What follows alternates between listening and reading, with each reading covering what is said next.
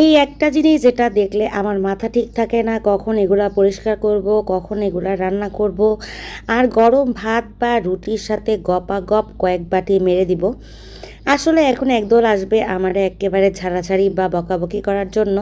যারা বকবেন তারা সুন্দর মতো পান সুপারি চা এগুলা নিয়ে বসে যেতে পারেন। তো যাক, সবার জন্য আমি রেডি আছি, কারণ যেটা আমার পছন্দ এটা আমার পছন্দ। এবার যে বকুক আর না বকুক তাতে আমার কিছু যায় আসে না।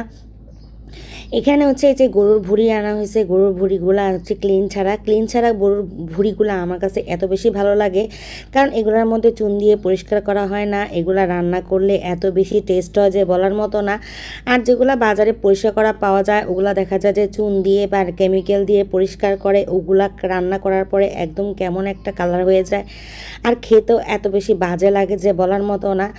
আর দেখেন কত ঝটপট করে ভুঁড়িগুলো একদম ক্লিন করে নিচ্ছি। গরম পানি বসিয়ে দিয়েছিলাম, দিয়ে চুলার মধ্যে দিয়ে দিয়েছি। দুই রকমের পরিষ্কার করা আজকে আপনাদেরকে দেখাই দিব। প্রথমে হচ্ছে এই যে গরম পানিতে একটুখানি চুবায় নিয়ে উপরে যে চামড়াটা একটুখানি ধরবেন, স্কিনটা চুট করে চলে আসবে, একটু জোরে টান দিবেন, তারপর ক্লিন হয়ে যাবে। আরেকটা হচ্ছে আপনারা ইচ্ছা করলে একটা চামচ বা আমার মতো এরকম খুন্তি দিয়ে ডলা দিবেন, দেখবেন একদম পরিষ্কার হয়ে যাবে। খুন্তি দিয়ে বা চামচ দিয়ে যখন আপনি এরকম ডোরে ক্লিন করতে যাবেন তখন দেখা যায় যে উপরের চামড়াটা একটু মোটা থাকে, মানে রান্না করলে গরুর ভুঁড়িটা মোটা থাকে। আর যদি আপনারা টেনে ফেলে দেন সেই ক্ষেত্রে কিছুটা পাতলা হয়ে যায়। আর এই যে চিকন যে ভুঁড়িগুলা, এগুলো অনেকে ঝামেলার জন্য নিতে চান না, কিন্তু চিকন ভুঁড়িগুলা মোটা ভুঁড়ির সাথে রান্না করলে অনেক মাখা মাখা হয়, খেতেও ভালো লাগে। আর একদম চিকন চিকন হলে এক কথা, কিন্তু এগুলা কিন্তু মোটামুটি ভালো মোটাই আছে। এখানে দেখেন আমি একটা একটা করে ভুঁড়ি নিয়ে এরকম খুন্তি বা মানে মানে ওই শলাগুলো থাকে না, ঝাড়ু দেওয়ার যে শলাগুলো, ওগুলোর ভিতরে দিয়ে দিয়ে উল্টে নেওয়া যায়। উল্টে নিয়ে তারপরে হচ্ছে আমি বেসিনের মধ্যে ভালো করে পানি জমিয়ে তারপরে হচ্ছে এগুলো ভালো করে ধুয়ে নিচ্ছি। আর যেগুলো ক্লিন করে ফেলছি দেখেন একেবারে সাদা ধবধবা হয়ে গেছে। অপর পৃষ্ঠে কিছুটা ময়লা লেগে আছে, যেগুলো পরবর্তীতে আমি পরিষ্কার করার সময় একদম পরিষ্কার করে ফেলবো। আর এই চিকন ভুঁড়িগুলোও কিন্তু আমার একদম পরিষ্কার করা হয়ে গেছে, ধোয়া হয়ে গেছে। এখানে পাতিলের মধ্যে আবার পানি বসিয়ে দিলাম, পানি বসিয়ে দিয়ে এখানে দিয়ে দিচ্ছি লবণ। অনেকে বলবেন লবণ কেন দিলাম, লবণটা দিলে হয় কি ভুঁড়ির কালারটাও চেঞ্জ আসে, আর হচ্ছে একটা ভুঁড়ির মধ্যে যে একটা উটকো গন্ধ থাকে, গন্ধটা আপনার চলে যাবে। ইচ্ছা করলে কিন্তু এখানে একটা লেবুর টুকরো আপনারা দিয়ে দিতে পারেন। তারপরে হচ্ছে এগুলো একটু ভাপিয়ে নিচ্ছি, ভাপিয়ে নেওয়ার পর এগুলো কাটতে অনেক সুবিধা হবে, আর ময়লাগুলো খুব সুন্দর মানে একদম স্পষ্ট হয়ে যায়।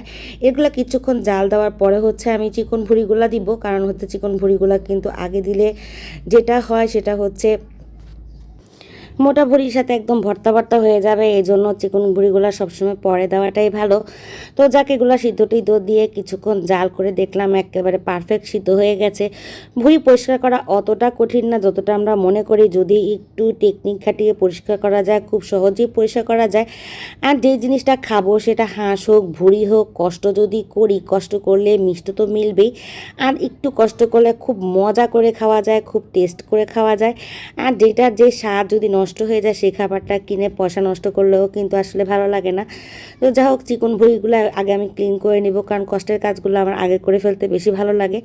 তো এটা অ্যাকচুয়ালি কোনো কষ্ট না, আমি এগুলোকে জাস্ট বটি দিয়ে দুই টুকরা করে নিচ্ছি। এগুলো দেখা যায় বাঁশের কঞ্চি থাকলে একটা টান দিলে দুই ভাগ হয়ে যায় কাঁচা অবস্থাতে সিদ্ধ করার আগে, ওইটা সবচেয়ে বেশি সহজ হয়, কিন্তু আমার কাছে তো বাঁশের কঞ্চি নেই। তো যাই হোক, এই যে একদম সুন্দর করে ক্লিন করে ফেলেছি, এখন জাস্ট টুকরা টুকরা করে নেওয়ার পালা। আর এগুলোর মধ্যে তেমন কোনো ময়লা নেই, জাস্ট হচ্ছে কালো দু একটা যদি দাগ থেকে থাকে এগুলো হচ্ছে মানে একটু সতর্কতার জন্য ক্লিন করে নেওয়া। তো এগুলো ক্লিন করে এখন হচ্ছে আমি প্রত্যেকটা খাওয়ার উপযোগী হয়ে গেছে, এগুলো টুকরা টুকরা করে নিব। আর আমার তো মনে হচ্ছে যে ওই যে বললাম না, যে জিনিসটা পেলে কখন ক্লিন করব, কখন রান্না করব আর কখন খেয়ে নিব, এই অবস্থা। তো এগুলো টুকরা করে নেওয়ার পরে হচ্ছে ভালো করে আবার একটু কুসুম গরম পানি দিয়ে ধুয়ে নিচ্ছি।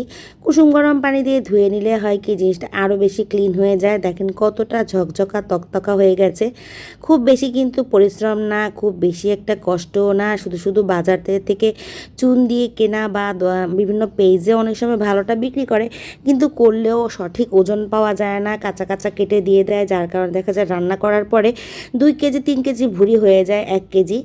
তো যাই হোক, আমার এখন রান্না বান্নার পালা। আমি আদা বাটা, রসুন বাটা, তারপরে হচ্ছে পেঁয়াজ ভেজে এটার মধ্যে এলাচ দারচিনি সব কিছু দিয়ে, এখন হলুদের গুঁড়া, মরিচের গুঁড়া, ধনিয়ার গুঁড়া সব দিয়ে, ভুঁড়ির মধ্যে কিন্তু মশলা অনেক বেশি লাগে। তো যাকে আমি সব মশলা একসাথে কষিয়ে নিচ্ছি, কষিয়ে টষিয়ে আমি চিন্তা করেছিলাম ভুড়ির সাথে কয়েক টুকরা আলু দিব, কিন্তু না, ভুড়ি রান্না করার পরে আর দেখা যায় আলু দেওয়া হয় নাই, যে কোনো কারণেই হোক। তো ভুড়িগুলো একদম কষিয়ে টষিয়ে তারপরে হচ্ছে রান্না করব। ভুড়ি আপনি যত বেশি জাল করবেন, যত বেশি সময় নিয়ে রান্না করবেন, ভুড়িটা খেতে তত বেশিই মজা লাগে। তবে আমার কাছে একদম নরম হয়ে যাওয়ার পরে খেতে ভালো লাগে না। তো যাই হোক, আমি কিন্তু প্রায় 3-4 ঘন্টা সময় নিয়ে এটা রান্না করেছি। 3-4 ঘন্টা সময় নিয়ে রান্না করতে করতে যখন শেষ পর্যায়ে স্মেলটা এত বেশি সুন্দর আসতেছিল, মনে হচ্ছিল কখন যে খাবো আর কখন যে রান্না শেষ হবে। আলহামদুলিল্লাহ, রান্না কিন্তু শেষ। অল্প কিছু ভেজে নিচ্ছে আর অল্প কিছু সরিয়ে রেখেছি। সবাই ভালো থাকবেন, সুস্থ থাকবেন। আজকে ভিডিওটা কেমন লাগলো জানাবেন।